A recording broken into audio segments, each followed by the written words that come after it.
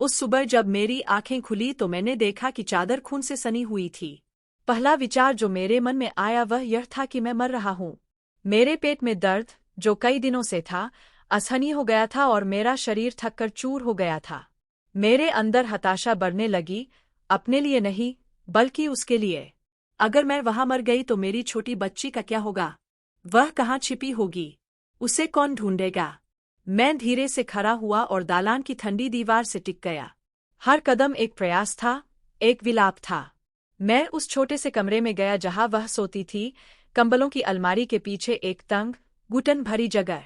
यहीं पर मेरी बेटी अपने जन्म के बाद से हर दिन अपने पिता से छिपती थी।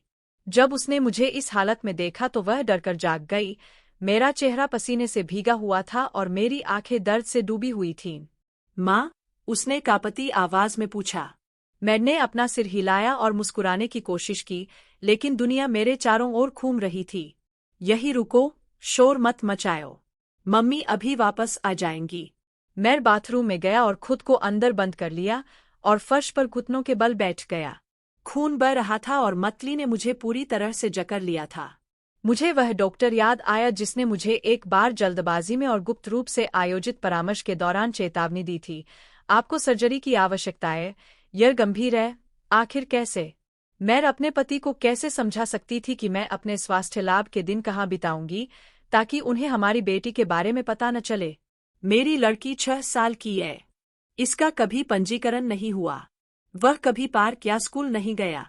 कागजों पर उसका न तो कोई नाम है और न ही कोई आधिकारिक अस्तित्व। वह केवल मेरी बाहों में, मेरी छाती में, मेरी आत्मा में रहता है।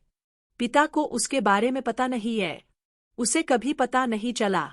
जिस दिन वह पैदा हुई, मैंने कहानी गर ली कि बच्चे के जन्म के दौरान उसकी मृत्यु हो गई। और उसने विश्वास किया। इसका कारण समझाना कठिन है। शायद इसलिए क्योंकि मुझे शुरू से ही पता था कि वह उससे नफरत करेगा। वह उसे एक बाधा, मेरे ऊपर अपने नियंत्रण के लिए एक खतरे के रूप में देखेगा। मैं उस घर के अंदर एक छाया की तरह रहता था, कोई दोस्त नहीं, कोई आगंतुक नहीं, कोई टेलीफोन नहीं। मुझे इसके बिना बाहर जाने की अनुमति नहीं थी, नहीं मेकअप करने की और नहीं जोर से हंसने की। मैं एक प्रकार का उपयोगी, विवेकपूर्ण फर्नीचर था जिसे वह अपनी पत्नी कहते थे। जब मैं गर्भवती हुई तो मैंने किसी को नहीं बताया। मैंने अपने पेट को ढीले कपड़ों से छुपाना जारी रखा और किसी भी तरह के स्पर्श से बचना जारी रखा। मैं अस्पताल तभी गया जब मैं दर्द को और बर्दाश्त नहीं कर सका। मैंने रोते हुए डॉक्टरों से कहा कि मेरे पति को पता नहीं चल सकता। वे समझ गए। जब मैं अपनी बेटी को गोद में लेकर घर लौटी तो मुझे एक कहानी गढ़नी पड़ी। बच्चा मृत पैदा हुआ था और उसने बिना किसी भाव के बस सिर हिला दिया, जैसे किसी मक्खी को मार दिया गया हो। तब से मैंने अपनी लड़की को ऐसे छुपाया जैसे कोई अपनी आत्मा का टुकड़ा छुपाता है। पहले तो वह अलमारी के अंदर एक गत्ते के बक्से में सोती थी। फिर मैंने उस छोटे से कंबल वाले कमरे को भी अपने अनुकूल बना लिया। वह एकमात्र स्थान था जिसमें वह खोजबीन नहीं करता था। मैंने उसे चुप रहना, खांसना नहीं, छींक को रोकना, रोना बंद करना सिखाया। मैं केवल तभी खेल सकता था जब वह काम पर चला जाता था, और तब भी मुझे बहुत सावधान रहना पड़ता था। उसने जल्दी सीख लिया।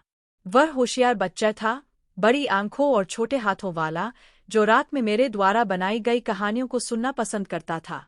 कभी कभी जब वह सो जाता था, मैं चुपके से कमरे से बाहर निकल जाती और उस अस्थायी बिस्तर पर उसके बगल में लेट जाती, और हम दोनों एक ऐसी दुनिया की कल्पना करते जहां आसमान बैंगनी रंग का हो और माताएं अपनी बेटियों के साथ पार्क में हाथ डालकर घूम सकें। एक ऐसी दुनिया जहां उसका नाम था। क्योंकि हाइड, मैंने उसे एक नाम दिया था। एक सुंदर, नाजुक नाम जिसे मैं कभी जोर से नहीं कर सकती थी। जब हम अकेले होते हैं तो मैं उसका नाम फुसफुसाता हूँ और वह मुस्कुराती है, क्योंकि वह जानती है कि सच्चा प्यार वही मौजूद है। लेकिन उस सुबह खून बहना बंद नहीं हुआ। मैं वापस कमरे में गया और वह अभी भी बैठी हुई प्रतीक्षा कर रही थी। माँ, क्या आप मरने वाली है? उसने आंखों में आंसू भरकर पूछा। नहीं, मेरी जान। लेकिन मम्मी को अभी अस्पताल जाना होगा। मैं अपने पति के जाने का इंतजार करने लगी। उसने कहा कि वह बाजार जाएगा। मैं अपने पास छिपाए हुए थोड़े से पैसे लेकर वहां से चला गया। मेरे पास केवल दस्तावेज और एक मुड़ा हुआ नोट था जिस पर एक फोन नंबर लिखा था। यह संदेश उस सामाजिक कार्यकर्ता का था जिससे मेरी मुलाकात कुछ महीने पहले हुई थी, जब मैं गुप्त चर्च में गया था। उसने मुझसे कहा, यदि तुम्हें कभी मदद की जरूरत हो तो फोन करना। और मुझे इसकी जरूरत थी। मैंने कॉल किया। मैंने सिसकियों और दर्द भरी सांसों के बीच उसे सब कुछ बता दिया। मुझे तुरंत अस्पताल ले जाया गया। मेरी सर्जरी हो गई। मैं कई दिनों तक अस्पताल में भर्ती रही और जब मैं जागी तो मेरी बेटी वहां थी, उस महिला की गोद में, और मुझे देखकर मुस्कुरा रही थी। और मैं रोया, क्योंकि वहां, उस ठंडे, सफेद कमरे में, कमजोर भुजाओं और भारी दिल के साथ, मुझे समझ में आ गया था कि अब पीछे लौटने का कोई रास्ता नहीं है। मैं उस घर में वापस नहीं जाऊंगा। मैं अब अपनी बेटी को नहीं छिपाऊंगा। यह अस्तित्व में आने का समय था। और यदि आप इतनी दूर तक आए हैं, मुझे सुन रहे हैं, मुझे महसूस कर रहे हैं, तो मैं तहे दिल से आपसे अनुरोध करता हूं कि आप चैनल को सब्सक्राइब करें। इस तरह की कहानियों को प्रतिध्वनित होना चाहिए। उन्हें बताया जाना आवश्यक है, क्योंकि वहाँ बहुत सी महिलाएं हैं जो चुपचाप जी रही हैं, और हर गूंज मुक्ति की पुकार हो सकती है। वोरा स्कूल में आगे बढ़ने लगी। वह सतर्क, शांत और प्रतिभाशाली थी। उन्होंने इतनी परिपक्वता से बात की कि उनकी उम्र का पता ही नहीं चला। वह खूब पढ़ती थी और भाषाओं, इतिहास और सटीक विज्ञानों से प्रेम करने लगी थी। यह वह सब कुछ था जो मैं कभी नहीं हो सकता था, और वह सब कुछ जो मैं दुनिया से बचाकर रखना चाहता था। इसाबेल ने एक बार मुझसे कहा था कि ऐसा लगता था जैसे लॉरा को हमेशा से पता था कि उसका जीवन वहां नहीं है, या उस घर में, या उस अंतिम नाम में जो उसे याद आ रहा था। लेकिन फिर लॉरा ने सवाल करना शुरू कर दिया। मैं माँ के बारे में जानना चाहता था। वह उसके साथ क्यों नहीं रहता था? मैंने उसे इतना कम क्यों देखा? इसाबेल अपनी प्रतिक्रिया में बहुत सावधान थी, लेकिन लॉरा बहुत ही समझदार थी। कुछ बात ठीक नहीं लगी, और मैं अपनी अदृश्य भूमिका से सब कुछ देख रहा था, इसलिए मुझमें मुंह खोलने का साहस नहीं था। मैं ऐसा नहीं कर सका। मुझे डर था कि कोई भी गलत जानकारी उस भविष्य को बर्बाद कर सकती है जिसे हम इतने प्रयासों से बना रहे थे। इस बीच एडुआर्डो वास्तविकता के किनारे पर ही जीवन व्यतीत करता रहा। उसका साम्राज्य बढ़ता गया। उसने संपत्ति अर्जित की। वह दुनिया भर में घूमता रहा, और उसके चारों ओर चापलूस लोग थे। मैं तो बस परिदृश्य का एक हिस्सा था। मैं उनके बगल में खड़ी होकर फोटो खिंचवा रही थी, लेकिन उन्होंने मुझसे मुश्किल से ही बात की। और जब वे बोलते थे, तो यह सुधार करने के लिए होता था, नए नियम लागू करने के लिए होता था, मुझे याद दिलाने के लिए होता था कि मुझे कितना आभारी होना चाहिए। मैंने बस सिर हिला दिया। हर अभ्यासपूर्ण मुस्कान, पार्टियों और रात्रिभोजों में उठाया गया हर गिलास, मेरी बेटी के भविष्य में एक मौन निवेश था। कभी कभी मैं इस बात से आश्चर्यचकित हो जाता था कि मुझमें कपटपूर्ण जीवन जीने की, स्वाभाविक रूप से झूठ बोलने की, मानो यह कुछ भी नहीं है, क्षमता विकसित हो गई है। लेकिन कोई अपराध बोध नहीं था। कोई शर्म की बात नहीं है। इसमें कुछ गहरी बात थी, जो मैंने अपनी माँ से सीखी थी। जब एक महिला किसी ऐसे व्यक्ति के साथ रहने का निर्णय लेती है जिसे वह प्यार करती है, तो वह सही या गलत के बारे में सोचना बंद कर देती है। वह बस अनुसरण करती है। वर्ष बीत गए। लॉरा ने सम्मान के साथ हाई स्कूल पूरा किया। यह धनराशि उसे राजधानी में गहन अंग्रेजी पाठ्यक्रम में शामिल कराने के लिए पर्याप्त थी। मैं हर सप्ताह इसाबेल के साथ यात्रा करता था। वे सस्ते आवास में सोते थे। मैंने उन्हें जो भी चाहिए था, वह सब भेज दिया, बिना कोई निशान छोड़े। इसाबेल ने विवरण का ध्यान रखा। शहर में भी मैंने अपना नाटक जारी रखा। हममें से प्रत्येक की भूमिका स्पष्ट रूप से परिभाषित है। एक दिन लॉरा ने कहा कि वह विदेश में पढ़ाई करना चाहती है। लंदन। उस शब्द ने मुझ पर एक आघात सा किया। यह एक विशाल, महंगी, जोखिम भरी छलांग थी, लेकिन मैंने कोई हिचकिचाहट नहीं दिखाई। मैंने वह सब कुछ बेचना शुरू कर दिया जिसका अभी भी कोई मूल्य था, जिसमें पारिवारिक गहने भी शामिल थे। मैंने अजनबियों से पैसे उधार लिए। मैंने सीखा कि अदृश्य रूप से धन का स्थानांतरण कैसे किया जाए। कुछ ही महीनों में हमने यह लक्ष्य हासिल कर लिया। हमने पंजीकरण शुल्क का भुगतान किया। इसे मंजूरी दे दी गई। यूरोप के सबसे चुनिंदा विश्वविद्यालयों में से एक में। जब इसाबेल ने मुझे यह खबर दी तो मैं अतिथि कक्ष के बाथरूम में बंद होकर चुपचाप रोया। मैं पहले कभी इतना नहीं रोया था। यह चीख भय, गर्व और खालीपन से मिश्रित थी। लॉरा 18 साल की उम्र में ही वहां से चली गई। वह अपने साथ एक टूटा-फूटा सूटकेस और दस्तावेजों से भरा एक ब्रीफकेस ले गया था, जिससे उसके मूल देश के बारे में जानकारी नहीं मिल पाई थी। वह नहीं जानती थी कि मैं उसकी माँ हूँ। मुझे तो यह भी समझ नहीं आया कि हम उसे इतनी दूर क्यों भेज रहे हैं। लेकिन फिर भी उसने मुझे गले लगा लिया, बलपूर्वक। उन्होंने कहा कि उन्हें ऐसा लग रहा है जैसे सब कुछ बदल जाएगा। और मैंने भी यह महसूस किया। लेकिन मैं अभी भी नहीं कर सकता। अभी तक नहीं। सबसे कठिन हिस्सा अभी बाकी था, सब कुछ सुरक्षित होने तक चुपचाप बरकरार रखना। और इसके लिए प्रेम से भी अधिक की आवश्यकता थी। इसके लिए अनुशासन और सहनशीलता की आवश्यकता थी। जब वह बस में चढ़ी तो मैं गेट पर नहीं गया। मैं दूर खड़ा होकर पुराने हवाई अड्डे के दरवाजे बंद होते देख रहा था। इसाबेल ने बिना कुछ कहे मेरा हाथ पकड़ लिया। वह ही थी जो उसे बोर्डिंग तक साथ ले गई थी। मैं जोखिम नहीं उठा सकता था। उस समय कोई भी चूक सब कुछ बर्बाद कर सकती थी। वोरा दूसरे नाम से यात्रा कर रही थी। कागजात सही क्रम में थे। सब कुछ नियंत्रण में है, सिवाय इसके कि मैं कैसा महसूस कर रहा था। वापस आते समय हर विवरण मेरे सामने आ गया। हर अच्छी तरह से रखा गया टुकड़ा, वर्षों से कायम रखा गया हर झूठ, सावधानीपूर्वक योजनाबद्ध हर रात की नींद हराम होना। मैं शहीद नहीं था। वह एक रणनीतिकार थी। मेरा युद्ध मीठे शब्दों से नहीं, बल्कि चालाकी से लड़ा गया। और अब सबसे बड़ी चुनौती, लौरा के जीवन से इतना गायब होना कि वह स्वतंत्र हो जाए, पर इतना भी नहीं कि उसे त्याग दिया जाए। विश्वविद्यालय में पढ़ाई काफी कठिन थी, खर्च भी काफी अधिक था, लेकिन फिर भी मैं लगभग हर चीज के लिए छात्रवृत्ति पाने में कामयाब रही। बाकी बातें मैंने हमेशा की तरह बताई, पर्दे के पीछे की। मैंने एडुआर्डो द्वारा दिया गया आखिरी आभूषण भी बेच दिया। मैंने केवल एक साधारण अंगूठी रखी, जिसकी कीमत बहुत कम थी, जिसे मैं ऐसे समारोहों में पहनती थी, जहां मुझे अभी भी एक आदर्श पत्नी होने का दिखावा करना पड़ता था। जो कुछ बचा था, उसे मैंने संसाधनों में बदल दिया।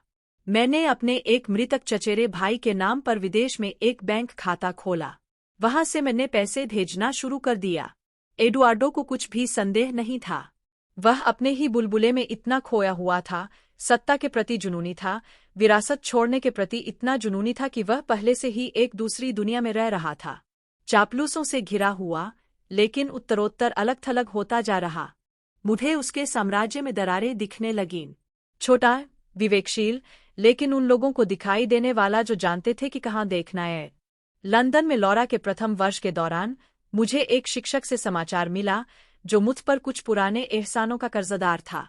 उसने मुझे रिपोर्ट भेजी कि लौरा बहुत अच्छी है, उसने भाषा पर शीघ्रता से अधिकार जमा लिया, वह गहराई से लिखती है, तथा अपनी नैतिकता और फोकस के कारण वह सबसे अलग है। मैं इन पत्रों को रात में बाथरूम में, दरवाज़ा बंद करके, ऐसे पढ़ता हूँ जैसे वे प्रार्थनाएं हों। वे मेरे लिए इस बात की पुष्टि थे कि मैं पागल नहीं था, कि यह सब इसके लायक था। मैं एक ऐसे भविष्य का सपना देखने लगा, जहां लौरा न केवल जीवित रहेगी, बल्कि एक अलग महिला के रूप में देश लौटेगी। मजबूत, मुक्त, एक नई पहचान के साथ। वह किसी भी दरवाजे को खोलने में सक्षम है, बिना किसी को पता चले कि वह दरवाज़ा वास्तव में कहाँ से आया है। लेकिन इसके लिए मुझे दूरी बनाए रखनी होगी। लिखने की इच्छा को रोकना, स्वयं को घोषित करना, करीब होना। कभी कभी मुझे लगता था कि यह चुप्पी वर्षों की हिंसा से भी बदतर है। यह यातना का एक और रूप था। लेकिन मैंने स्वीकार कर लिया। इसाबेल की उम्र तेजी से बढ़ रही थी। वोरा के बिना गांव का घर शोक का स्थान लग रहा था। हवा भारी थी। उसने कहा कि वह ठीक है, लेकिन मैं बता सकता था। उसके कदम धीमे थे, उसकी याददाश्त कमजोर हो रही थी। उन्हें पढ़ने, उठने में कठिनाई होती थी। उसने मुझसे कहा कि मैं उसे वापस शहर न ले जाऊं। वह अंत तक एडुआर्डो से दूर रहना चाहता था। उसे मरने के बाद भी सच्चाई नहीं पता होनी चाहिए। मैं हर सप्ताह उससे मिलने जाता था। उसने भोजन, दवाइयाँ और कुछ पैसे ले लिए। हम रसोईघर में बैठे। हम मुश्किल से ही बात करते थे। हमारे बीच की खामोशी एक आश्रय थी। हमने यह चुप्पी तभी तोड़ी जब इंग्लैंड से पत्र आए। लौरा समय समय पर इसाबेल को पत्र लिखती थी। उन्होंने कहा कि वह ठीक है, मौसम के बारे में शिकायत की, तथा कहा कि कक्षाएं कठिन लेकिन रोमांचक थीं। उसने कभी मेरा नाम नहीं लिया। और वास्तव में ऐसा नहीं होना चाहिए। कभी कभी मैं सोचता था कि क्या अंदर ही अंदर उसे कुछ संदेह था। मुझे महसूस हुआ कि मैं उस स्थायी चाची से कहीं अधिक हूँ, लेकिन उन्होंने कभी यह नहीं दिखाया, और मैंने इसे जाहिर भी नहीं होने दिया। यह एक संरक्षण समझौता था। अगर उसे कभी पता चलेगा भी तो तब जब सब कुछ सुरक्षित हो जाएगा। 3 साल बीत गए। लॉरा अपना पाठ्यक्रम आधा पूरा कर चुकी थी। वह पहले से ही 5 भाषाएं बोलते थे और वित्त और कॉरपोरेट नेतृत्व में विशेषज्ञता रखते थे। उन्हें इंटर्नशिप के प्रस्ताव मिलने लगे।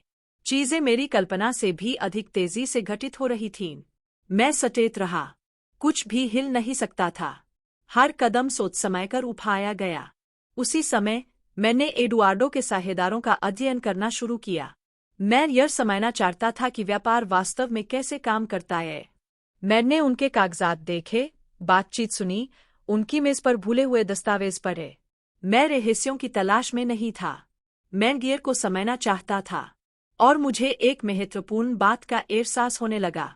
इनमें से कई लोग उससे थक चुके थे। वे उसका सम्मान भय के कारण करते थे, प्रशंसा के कारण नहीं। उसने उनका इस्तेमाल किया, उनके साथ विश्वासघात किया, उन पर दबाव डाला। उन्होंने यह बात खुलकर तो नहीं कही, लेकिन वे दूरी चाहते थे। मुझमें यह सब नष्ट करने की शक्ति नहीं थी, लेकिन लॉरा तो ऐसा ही करती।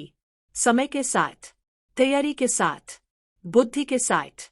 इसीलिए मैंने कुछ बड़ी योजना बनानी शुरू कर दी। ऐसा कुछ जिसमें वर्षों लगेंगे, लेकिन यह निश्चित होगा। यह बदला नहीं था, यह न्याय था। एकमात्र बात जो भीतर से आ रही थी, वह समझ में आ रही थी। कोई धूमधाम नहीं, कोई दिखावा नहीं, कोई आंसू नहीं। उसी सर्दी में इसाबेल बीमार पड़ गई। इसकी शुरुआत खांसी से हुई, फिर बुखार, फिर थकान। उसने अस्पताल जाने से इनकार कर दिया। मैं घर पर ही मरना चाहता था। मैं जब तक संभव था उसके साथ रहा। हमने बहुत कम बातचीत की। हम वही याद रखते हैं जो आवश्यक है। अपने अंतिम दिनों में उन्होंने मुझे लॉरा की देखभाल करने के लिए कहा। मैंने वादा किया कि मैं ध्यान रखूंगा। वह शांति से चली गई। वह कैसे रहता था? मैंने इसाबेल को गांव के कब्रिस्तान में एक साधारण, अचिह्नित कब्र में दफना दिया। लॉरा को पता नहीं था। मैं उसे चेतावनी नहीं दे सका। अलगाव योजना का हिस्सा था।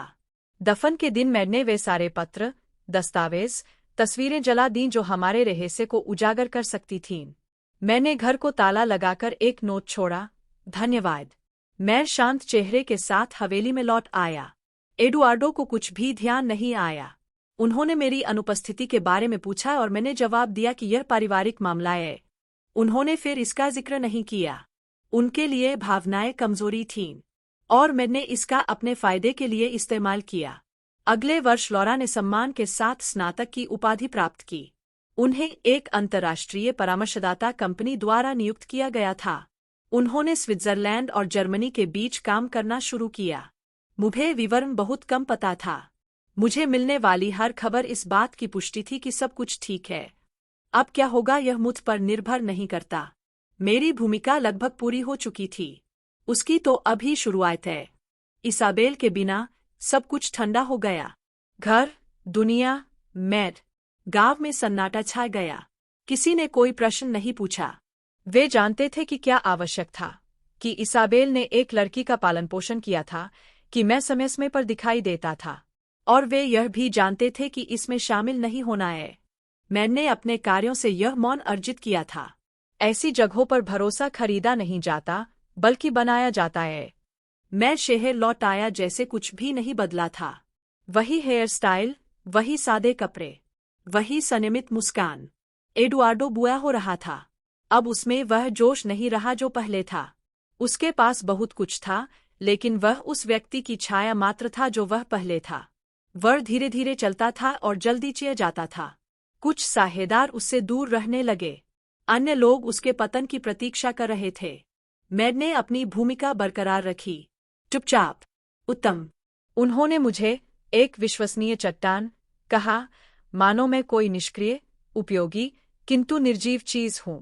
उसे यह पता नहीं था कि यह चट्टान उसके पतन का रहस्य छुपाए हुए थी। वोरा ने कम से कम लिखना शुरू कर दिया। मैं समझा। मैं व्यस्त था। उसका अपना जीवन था। कभी कभी कोई पोस्टकार्ड, या पारस्परिक संपर्क द्वारा भेजा गया ईमेल। सूथी जानकारी, पदोन्नति, नया प्रोजेक्ट। उसने कभी नहीं बताया कि वह कहाँ था। उन्होंने अपना पूरा नाम भी नहीं लिखा था। आपने अच्छा सीखा। मुझे पता चला कि वह जर्मनी में बस गया है। मैं एक निवेश फर्म में काम करता था। वह अपनी गंभीरता और दीर्घकालिक दृष्टि के लिए प्रसिद्ध थे। उन्हें लैटिन अमेरिका पर केंद्रित एक परियोजना का नेतृत्व करने के लिए आमंत्रित किया गया था। स्वीकृत। यह उनकी देश वापसी होगी। दूसरे नाम से। एक और कहानी, एक और प्रतिष्ठा। मैं बिना किसी चिंता के उसका इंतजार करता रहा। मुझे उसे देखने की जरूरत नहीं थी। मुझे पता था तुम आ रहे हो। उसका हर कदम सावधानीपूर्वक योजनाबद्ध था, बिल्कुल मेरी तरह। एडुआर्डो के साथ दिनचर्या इतनी यांत्रिक हो गई थी कि अब इससे मुझे कोई तकलीफ नहीं होती थी। यह एक ध्वनिरहित कैप्सूल के अंदर रहने जैसा था। सब कुछ पूर्वानुमानित था। मैं दृश्य का हिस्सा बन गया था, अदृश्य और इसलिए अछूत। वर्षों ने मुझे हुर्रिया नहीं बल्कि प्रतिरोध दिया है। मेरी भावनाएं सुप्त थीं। मुझे स्नेह या सांत्वना की आवश्यकता नहीं थी। मैं बस चाहता था कि लॉरा सुरक्षित रहे, और यह बात एडुआर्डो को कभी पता नहीं चलेगी। मैंने जो कुछ भी छुपाया है उसके बारे में मैंने कई बार सोचा है। वे समय जब मैं लगभग टूट चुका था, वे जहां मैं चिल्ला सकती थी लेकिन मैं चुप रही। मुझे इसका कभी अफसोस नहीं हुआ। पश्चाताप उन लोगों को करना चाहिए जिन्हें संदेह है, और मैं अपने आप को इसकी अनुमति नहीं दे सकता था। समय के साथ एडुआर्डो ने खुद से बात करना शुरू कर दिया। उसने ऐसे नाम बताए जिन्हें वह नहीं जानता था। बंद पीवी के सामने हंसेंग। उसका शरीर अभी भी मजबूत था, लेकिन उसका दिमाग कमजोर पड़ने लगा था। मैं नियुक्तियां भूल गया। उसने कहानियां दोहराईं। मैंने हर चीज पर ध्यान दिया। इसका इस्तेमाल उसके खिलाफ नहीं करना है, बल्कि तैयार रहना है। वह क्षण निकट आ रहा था। तभी एक रात उन्होंने मुझे खाने पर आमंत्रित किया।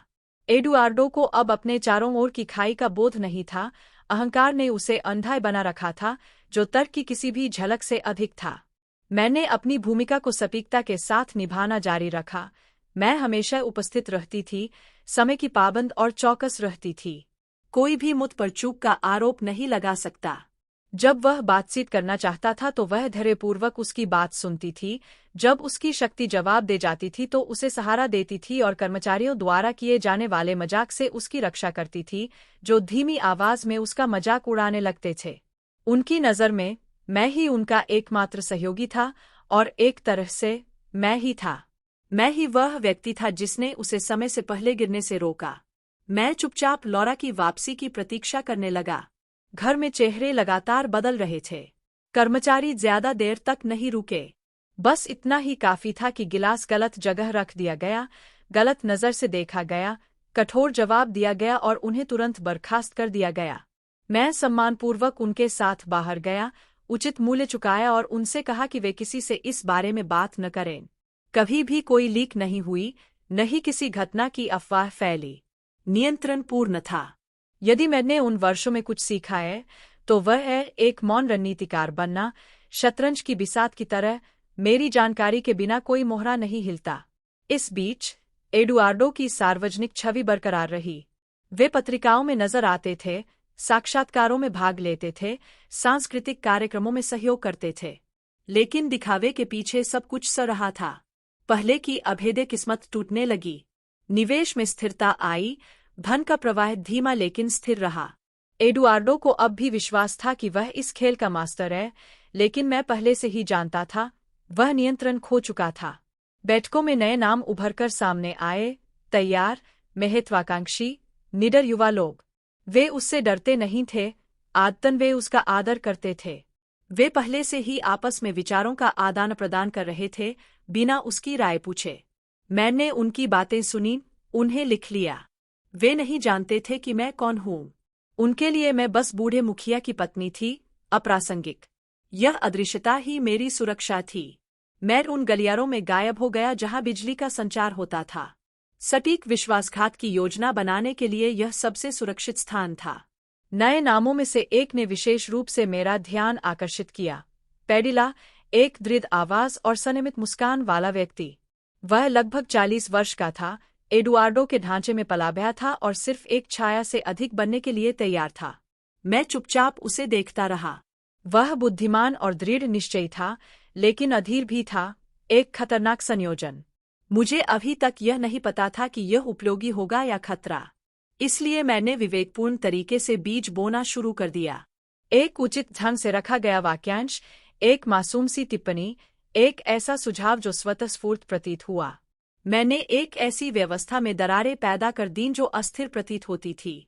मैं बिना किसी की नज़र में आए आगे बढ़ता गया, प्रत्येक कदम तर्क से भरा हुआ था। इस बीच लॉरा के बारे में खबरें कम होती गईं, लेकिन अधिक वस्तुनिष्ठ होती गईं। उनसे एक यूरोपीय सहायक कंपनी ने संपर्क किया था, जिसका लैटिन अमेरिकी कंपनियों के साथ संबंध था। इनमें से कुछ भी आकस्मिक नहीं था, यह एक बड़ी योजना का हिस्सा था। लॉरा को सारी बातें तो नहीं पता थीं, लेकिन वह काफी कुछ जानती थी। मैंने एक मार्ग निर्धारित किया था, एक नक्शा छोड़ा था और वह ठीक उसी का अनुसरण कर रही थी। उनकी वापसी अगले वर्ष के लिए निर्धारित की गई थी। वह एक बाहरी परामर्शदाता के रूप में, एक नई पहचान के साथ, सावधानीपूर्वक तैयार किए गए बायोडाटा के साथ आएंगी। मैं एक सफल, स्वतंत्र, निर्विवाद महिला के रूप में उभरूंगी। और इसे मंजूरी देना एडुआर्डो पर निर्भर नहीं होगा, इसका निर्णय साझेदारों द्वारा लिया जाएगा। जब तक उसे इसका एहसास होता, वह पहले ही अंदर जा चुकी थी। उसे बस तब तक सब कुछ चालू रखना था, ताकि महल को समय से पहले ढहने से बचाया जा सके।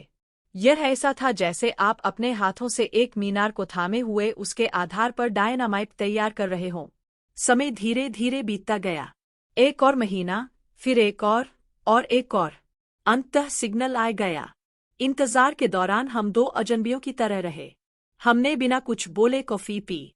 मैंने उसे उसी खंडेपन से दवा दी जिस तरह से उसने एक बार मुझे कार की चाबियां दी थीं। हम 10 साल से अधिक समय से अलग अलग कमरों में सो रहे थे। वह कोई प्रश्न नहीं था, कोई प्रस्ताव नहीं था, कोई स्नेह नहीं था। मुझे कुछ भी उम्मीद नहीं थी। मैं बस इंतजार करता रहा। और उस दौरान मुझे एक नई बात समझ में आई, बदला लेना एक थका देने वाली भावना है। मुझे जो महसूस हुआ वह ऐसा नहीं था। मैं नहीं चाहता था कि उसे कष्ट हो, मैं चाहता था कि वह गायब हो जाए। काश समय के साथ उसकी उपस्थिति समाप्त हो जाए, फुटपाथों से उसके निशान गायब हो जाए, लॉरा अपनी छाया के भार के बिना स्वतंत्रतापूर्वक चलने में सक्षम हो जाए। और ऐसा लगभग हो ही गया। मैंने इसे नजरों के बीच, रुक गए ईमेल में, संदेहास्पद फुसफुसाहट में, उन संख्याओं में देखा जो अब मेल नहीं खाती थीं। एडुआर्डो अब भी ऐसे जी रहा था मानो दुनिया उसके प्रति आदर की ऋणी हो, लेकिन दुनिया अब उसके प्रति कुछ भी ऋणी नहीं थी। जो चीज कभी जंग खा गई थी, अब चरमरा रही थी, और वह आवाज मुझे एक गीत की तरह लग रही थी। फोन गांव के अस्पताल से आया था। मैंने उत्तर देते समय कुछ नहीं कहा। मैंने फोन रख दिया, रसोई में बैठ गया और बिना पिए दोनों हाथों से कॉफी का कप पकड़ लिया। पुष्टि हो गई, इसाबेल सर्दी से बच नहीं पाई थी। वह अकेले ही सुबह 3 बजे के करीब मर गई। डॉक्टर ने मुझे आश्वस्त किया कि यह शीघ्र और दर्द रहित होगा। मैं रोया नहीं। मैं 1 घंटे तक चुपचाप खड़ा रहा, खबर के खत्म होने का इंतजार करता रहा। लेकिन समय कम था। मुझे कार्रवाई करने की जरूरत थी। लॉरा को यह जानना जरूरी था और इसे छिपाना संभव नहीं था। अगले दिन मैं गांव गया। मैंने एक गैलरी में जाने के बारे में एक कहानी गढ़ी, कुछ ऐसा जिसमें एडुआर्डो की लंबे समय से कोई रुचि नहीं थी। ड्राइवर ने मुझे स्टेशन पर उतार दिया। वहां से मैंने पुरानी बसों जैसी ही एक बस ली, पुरानी, धीमी, धुंधली खिड़कियों वाली। मैं अकेली आई थी, वर्षों से भूले हुए एक कोट में लिपटी हुई। घर पर ताला लगा हुआ था। मुझे दरवाजा खोलने में कठिनाई हुई। अंदर जाने से पहले ही मुझे बासी गंध का एहसास हुआ। सब कुछ वैसा ही था जैसा उसने छोड़ा था। रसोई अछूती थी, तस्वीरें धुंधली हो गई थीं, बिस्तर बिछा हुआ था, मानो समय वही रुक गया था, लेकिन वह अब वहां नहीं थी। जो कुछ बचा था वह था हवा, दिनचर्या की गूंज और यादें।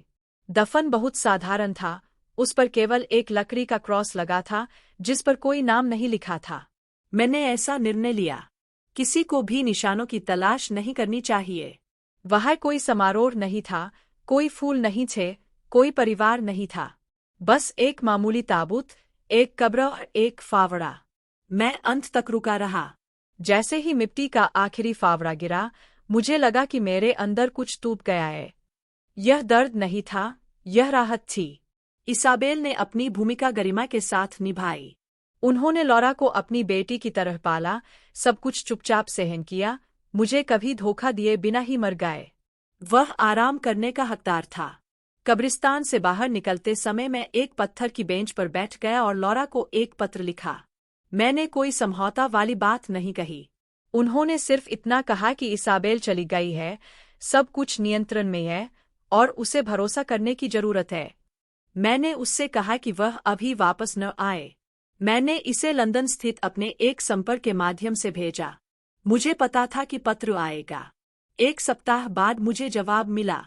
काफी समय बाद यह पहली बार था जब उसने मुझे सीधे पत्र लिखा था। उन्होंने कहा कि उन्हें खेद है, क्योंकि वे जानते हैं कि इसाबेल का कितना महत्व है। उसने कोई प्रश्न नहीं पूछा, लेकिन अंत में उन्होंने एक ही वाक्य कहा, मैं तैयार हूँ, इतना काफी था। यह पासवर्ड था। इससे अधिक कुछ कहने की आवश्यकता नहीं है।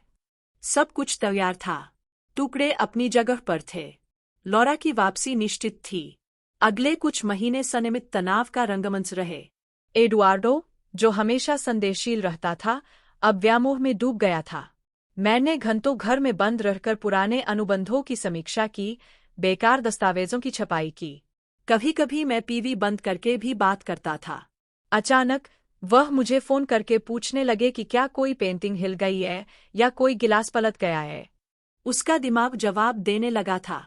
किसी ने कोई टिप्पणी नहीं की, लेकिन सबको पता था कंपनी को नवीनीकरण, ताज़ी हवा की जरूरत थी। किसी ने बाहर से एक सलाहकार को लाने का सुझाव दिया, यूरोप में अनुभव वाला एक युवा अंतर्राष्ट्रीय प्रबंधन विशेषज्ञ। कोई ऐसा व्यक्ति जो भाषाओं में पारंगत हो तथा बाजार की आधुनिक समझ रखता हो। एडुआर्डो ने पहले तो इसका विरोध किया, लेकिन अंततः विश्वास से अधिक थकान के कारण उन्होंने इसे स्वीकार कर लिया। वह नहीं जानता था कि उस अनुबंध पर हस्ताक्षर करके वह अपने पतन का द्वार खोल रहा था। 3 सप्ताह बाद लॉरा आ गई। वह एक नई पहचान, एक मुखौटा कंपनी और एक त्रुटिहीन बायोडाटा के साथ यहाँ पहुंची। उसके अतीत का कोई निशान नहीं। आपका पुराना नाम मिटा दिया गया। ऐसा लग रहा था मानो वह हवा से उछल कर आया हो। वह बिना किसी पूछताछ के कंपनी में प्रवेश कर गई। युवा, विवेकशील, बिना आभूषण, बिना सामान, बिना भय के।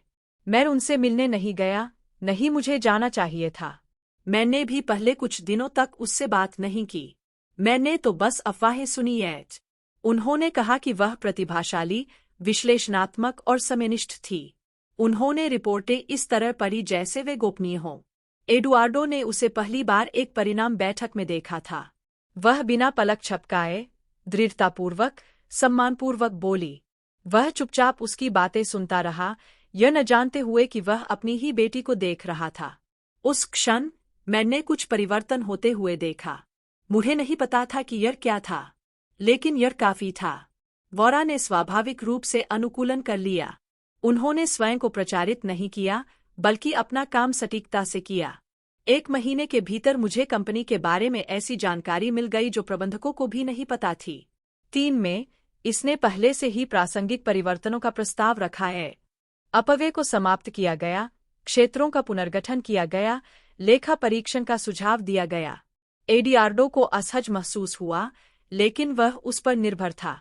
सबने इसे देखा। किसी ने नहीं कहा। एक रात, एक व्यावसायिक रात्रिभोज के बाद, मैं इमारत की लॉबी में लॉरा से पकड़ा गया। एक क्षण के लिए हमारी आंखें मिलीं। एक शब्द भी नहीं, लेकिन सब कुछ वही था, अतीत, वर्तमान, जो आने वाला था। वह अंतिम परीक्षा थी। योजना आगे बढ़ रही थी और इसे कोई नहीं रोक सकता था। वोरा ने खुद को बचाना सीख लिया था। उनके द्वारा उठाया गया प्रत्येक कदम ठोस साक्ष्यों, आंकड़ों तथा विधिवत हस्ताक्षरित अनुबंधों द्वारा समर्थित था। उसने कोई कमी नहीं छोड़ी। यह अजेय हो गया, क्योंकि इसमें कोई दोष नहीं था जिस पर भरोसा किया जा सके। एडुआर्डो अकेलेपन में क्षीण होने लगा। उसने किसी भी समारोह में जाना बंद कर दिया। वह अब किसी के साथ मेज पर नहीं बैठता था। वह खुद को घंटों कार्यालय में बंद रखता था। कभी-कभी मैं उसे लाइब्रेरी में सोता हुआ पाता, उसका सिर खुली किताब पर टिका होता। वह नींद में ही बोलने लगा। पूर्व कर्मचारियों के साथ पुनर्संपर्क स्थापित किया। एक रात मैंने उसे मदद के लिए पुकारते हुए मेरा नाम फुसफुसाते हुए सुना। मैं अंदर नहीं गया। मैंने बस लाइट बंद कर दी और उसे एकांत में छोड़ दिया। अभी तक निम्नतम स्तर नहीं आया था, लेकिन वह करीब आ रहा था। और लौरा एक भूत की तरह शांति के साथ आगे बढ़ी, जिसने जीवित लोगों के बीच घूमना सीख लिया था। किसी ने भी आवाज नहीं उठाई।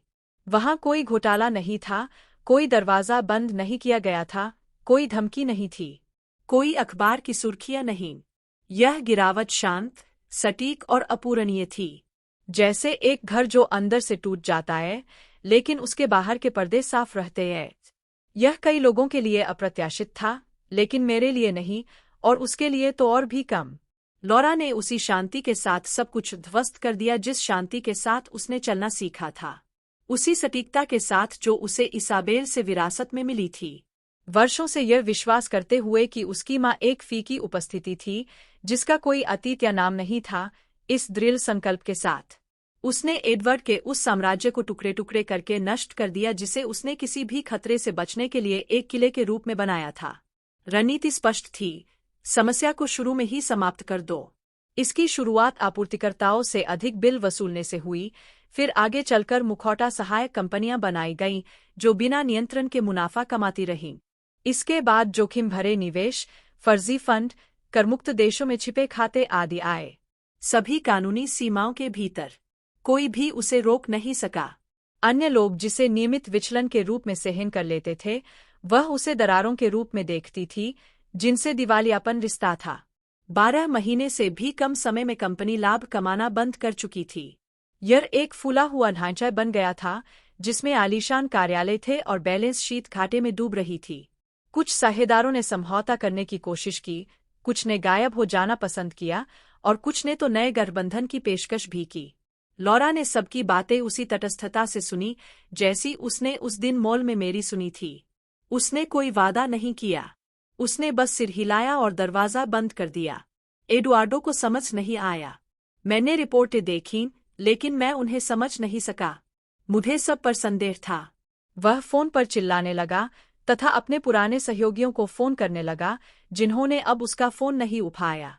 मैंने जवाब मांगा, मानो मैं अभी भी कुछ ठीक कर सकता हूँ। मैंने उनकी बातें चुपचाप सुनी, जैसा कि मैंने पहले भी कई बार किया था, केवल अब यह मौन भय नहीं था, यह न्याय था। एक रात अचानक वह बिना दरवाजा खटखटाए मेरे कमरे में आ गया। ऐसा उसने कई वर्षों से नहीं किया था। उसने मुझे आईने के सामने अपना मेकअप हटाते हुए देखा। उन्होंने पूछा कि क्या मुझे पता है कि क्या हो रहा है। मैंने जवाब दिया कि सबको पता है। वह रुक गया। फिर वह बुदबुदाया कि उसे ऐसा लग रहा है कि उसके साथ छल किया जा रहा है, कि हर चीज के पीछे एक अदृश्य हाथ है। उसने मेरी आंखों में देखा और पूछा कि क्या यह मैं हूँ। मैंने उत्तर दिया, नहीं। मैंने कहा कि यदि मेरा इरादा इसे नष्ट करने का होता तो यह बहुत पहले हो चुका होता। उनका मानना था, उनका हमेशा से मानना था, कि मैं कमजोर हूँ, और यही मेरा फायदा था। बैंकों ने ऋण देना बंद कर दिया। शेयर धारकों ने अपने शेयर बेच दिए। प्रेस ने होल्डिंग कंपनी की अस्थिरता के बारे में अटकलें लगानी शुरू कर दीं। लेकिन लौरा कभी भी इन रिपोर्टों में नहीं आईं। वह प्रकाश से दूर, पर्दे के पीछे काम करते थे। मैं मान्यता नहीं चाहता था। मैं खालीपन चाहता था। एक दिन एडुआर्डो को नेतृत्व परिवर्तन की संज्ञा देकर आधिकारिक तौर पर राष्ट्रपति पद से हटा दिया गया। उन्होंने दस्तावेजों को पूरी तरह समझे बिना ही उन पर हस्ताक्षर कर दिए। उनका मानना था कि उन्हें जल्द ही वापस बुला लिया जाएगा। लेकिन उनकी सीट किसी और ने ले ली, और फिर किसी और ने। आखिरकार उनका नाम कंपनी की वेबसाइट से भी गायब हो गया, मानो उनका कभी अस्तित्व ही नहीं था। मैंने उसे सांत्वना नहीं दी। हार का इलाज गले लगाने से नहीं होता। उसके लिए बस यही बचा था कि वह अपने अहंकार के कालीन पर एक धुंधली याद की तरह खुद को घसीटता रहे। कुछ दिनों बाद लौरा ने भी अपना पद छोड़ दिया। उन्होंने बिना हस्ताक्षर के सफेद कागज पर मुद्रित एक पत्र सौंपा। मैं इस अवसर के लिए आभारी रहूंगा। उन्होंने बताया कि उनका चक्र समाप्त हो गया है। किसी को समझ नहीं आया। कुछ लोगों का मानना था कि वह किसी अन्य कंपनी में चली जाएंगी, जबकि अन्य का कहना था कि वह देश छोड़ देंगी। कोई भी सच्चाई नहीं जानता था। वह महिला केवल अंदर से संरचना को ध्वस्त करने के लिए अंदर गई थी। एक बीज जो जानबूझकर बर्बादी में फलने फूलने के लिए बोया गया है। जब एडुआर्डो को यह पता चला तो उसने कोई प्रतिक्रिया नहीं दी। अपनी कुर्सी पर बैठे हुए सूखे बगीचे को देखते हुए उन्होंने पूछा कि क्या मैंने लॉरा को देखा है। मैंने कहा नहीं। उसने पूछा कि क्या मुझे पता है कि वह क्यों चली गई। मैंने कहा कि शायद उसकी कोई और योजना होगी। उसने जोर नहीं दिया। उसके दिमाग में अभी भी बिंदु जुड़ नहीं रहे थे। उसके पास टुकड़ों को एक साथ जोड़ने की कोई क्षमता नहीं थी और मैं उसकी मदद नहीं करने वाला था। सप्ताह बीत गए। उनका स्वास्थ्य खराब रहने लगा। किसी विशेष बीमारी के कारण नहीं, बल्कि लगातार होने वाली छोटी छोटी असफलताओं के कारण।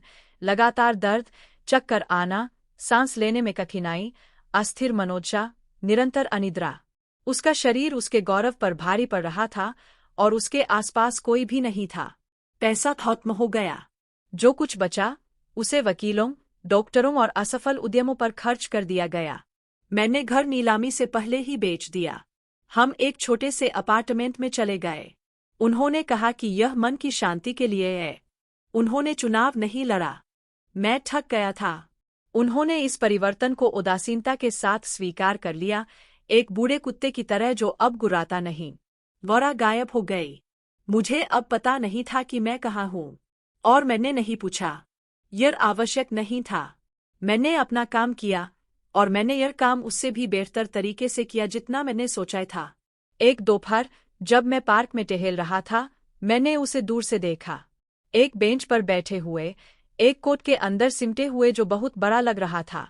वह चुपचाप फर्श की ओर देखता रहा। मैं बिना किसी की नजर में आए उसके पास से गुजर गया। मैं धीरे धीरे चला। मुझे न तो घृणा हुई और नहीं दया, बस एक अजीब सी शांति, जैसे कोई उस ख्वाब को देख रहा हो जो पहले ही भर चुका है, और उस दर्द को भूल रहा हो जिसने उसे जन्म दिया था। यही उसका पतन था, और मेरी चुप्पी बरकरार है। जिस दिन मैंने बोलने का निर्णय लिया, वह कोई आवेग में आकर नहीं लिया था।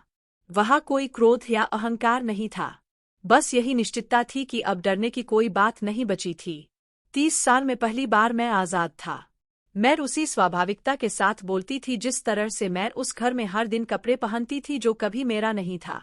मैंने बहुत लंबे समय तक इंतजार किया है, इसे नष्ट करने के लिए नहीं, बल्कि इसे आत्म करने के लिए। हम नए अपार्टमेंट के रसोईघर में थे, एक ऐसी जगह जहां कोई यादें नहीं थीं, कोई तस्वीरें नहीं थीं, कोई पहचान नहीं थी। एडुआर्डो चुपचाप कॉफी पीता रहा, बिना किसी ध्यान के खिड़की से बाहर देखता रहा। वह एक पुराना स्वेटर पहने हुए था जिसे उसने कभी फेंक दिया होगा। मैं उसके सामने थी, बिना मेकअप के, बिना गहनों के, एक ऐसी महिला जिसका कोई अतीत दिखाई नहीं दे रहा था, बिल्कुल वैसी जैसी वह हमेशा से चाहता था। लेकिन अब मैं उपयोगी नहीं था। मैंने उसकी ओर नहीं देखा। मैंने तो बस यही कहा था। उन्होंने बताया कि 30 साल पहले उनकी एक बेटी हुई थी। वह तो मेरे उससे मिलने से भी पहले पैदा हो चुकी थी, जो कभी उनकी बेटी नहीं थी। उसका नाम वोरा था। उसने कोई प्रतिक्रिया नहीं दी, एक शब्द भी नहीं, एक आंदोलन भी नहीं। मैंने उसे बताया कि उसका असली उपनाम लेक्लर नहीं था, जो हमसे बहुत दूर बड़ा हुआ था, और उसका पालन पोषण इसाबेल ने किया था, वह महिला जिसे वह हमेशा महत्वहीन समझता था। मैंने कहा कि मैंने उसकी सुरक्षा के लिए उससे शादी की है। मैंने जो कुछ भी सहा, वह उसके लिए सहा, स्वास्थ्य, शिक्षा, भविष्य की गारंटी के लिए। मैंने समझाया कि जिस युवती ने उसके साम्राज्य को नष्ट किया था, वह वही लड़की थी जिसके लिए मैंने दशकों तक चुप्पी साधे रखी थी। उन्होंने सब कुछ अपने आप किया, मेरे हस्तक्षेप के बिना, बल्कि शुरू से ही मेरे आशीर्वाद से। मैंने कभी बदला नहीं चाहा। मैं मोक्ष चाहता था। मैं प्रेम के कारण पत्नी नहीं बनी, बल्कि कर्तव्य के कारण माँ बनी। मैं छाया था ताकि वह प्रकाश बन सके। वह निश्चल खड़ा रहा। मैंने उसे इसाबेल के बारे में, उसकी मृत्यु के बारे में, तथा इस तथ्य के बारे में बताया कि लॉरा अलविदा नहीं कह सकती थी, क्योंकि यह भी योजना में था। मेरा हर इशारा, हर चुप्पी, हर नकली चुंबन एक रणनीति का हिस्सा था जो मेरे लिए नहीं, बल्कि उसके लिए था। मैं रुक गया, दयावश नहीं, लेकिन क्योंकि कहने को और कुछ नहीं था। और फिर मैंने उसकी ओर देखा। उसका चेहरा एक सूखा मुखौटा था। उसकी नजरें समय में भटक रही थी, मुझ पर नहीं। वहाँ कोई चीख पुकार नहीं थी, कोई रोष नहीं था, केवल खालीपन था। एक व्यक्ति जिसने अंततः यह महसूस किया था कि उसका पूरा जीवन एक भ्रम पर आधारित था, और सबसे बुरी सजा हार नहीं थी, बल्कि यह जानना था कि वह किसी ऐसे व्यक्ति से हार गया है जिसे उसने कभी खतरा भी नहीं माना था। उन्होंने कोई स्पष्टीकरण नहीं मांगा। उन्होंने इस पर कोई सवाल भी नहीं उठाया। उसने उसका नाम भी नहीं बताया। वह उठकर अपने कमरे में चला गया और दरवाजा बंद कर लिया। उस रात मैंने उसे फिर नहीं देखा। सुबह मैंने कॉफी बनाई। बिस्तर अछूता था। वह वहां नहीं सोया था। वह कुर्सी पर बैठा था और उसकी नजर एक बिंदु पर टिकी थी जिसे केवल वह ही देख सकता था। और वह चुप रहा। अगले कुछ सप्ताहों में उन्होंने शायद ही कभी बात की। उसने बहुत कम खाया। मैं पार्क में जाता और बिना कुछ कहे वापस आ जाता। कभी कभी मैं कोने पर खड़ी कारों को देखता रहता। कभी कभी मैं उसे रसोई में हाथ में चम्मच लिए खड़ा पाता, लेकिन हिलाने के लिए उसके पास कुछ भी नहीं होता। स्वास्थ्य बिगड़ रहा था। मैंने एक डॉक्टर को बुलाया। उन्होंने अवसादग्रस्त स्थिति का निदान किया, मांसपेशियों की हानि, उदासीनता, भ्रम। लेकिन मुझे पता था कि यह उससे भी ज्यादा है। यह झूठ का अंत था। अहंकार की थकावट। वह अंदर से टूट गया, जैसे मैं वर्षों से टूटा था। केवल वह शक्ति नहीं बची जिसने मुझे सहारा दिया था। एक रात उसने मुझे अपने साथ बैठने के लिए कहा। मैंने ऐसा दयावश नहीं, बल्कि इसे खत्म करने के लिए किया। उन्होंने मेरी ओर ऐसे देखा जैसे उन्होंने मुझे पहली बार देखा हो और बस इतना कहा, तुमने यह कर दिखाया, और अधिक कुछ नहीं। कोई माफी नहीं, कोई सवाल नहीं, कोई अपराध बोध नहीं। बस इतना ही। और इतना ही काफी था। उस रात मैं इतनी शांति से सोया जैसी नींद मुझे कई दशकों से नहीं आई थी। अगले दिन मैंने अपना सामान पैक कर लिया। मुझे ज्यादा कुछ नहीं चाहिए था। मैंने पैसों से भरा एक लिफाफा मेज पर छोड़ दिया। यह मेरे बजाय उसके लिए अधिक उपयोगी होगा। मैंने चाबियां छोड़ दीं। मैंने सावधानी से दरवाजा बंद किया। मैंने पीछे मुड़कर नहीं देखा। मैं एक छोटे से भूतल वाले अपार्टमेंट में रहने चला गया, जिसमें एक आंतरिक आंगन, सफेद दीवारें और साधारण फर्नीचर था। मुझे विलासिता की आवश्यकता नहीं थी। कई वर्षों तक संगमरमर और भारी पर्दों से घिरे रहने के बाद मैं केवल आवश्यक चीजों की शालीनता ही चाहती थी।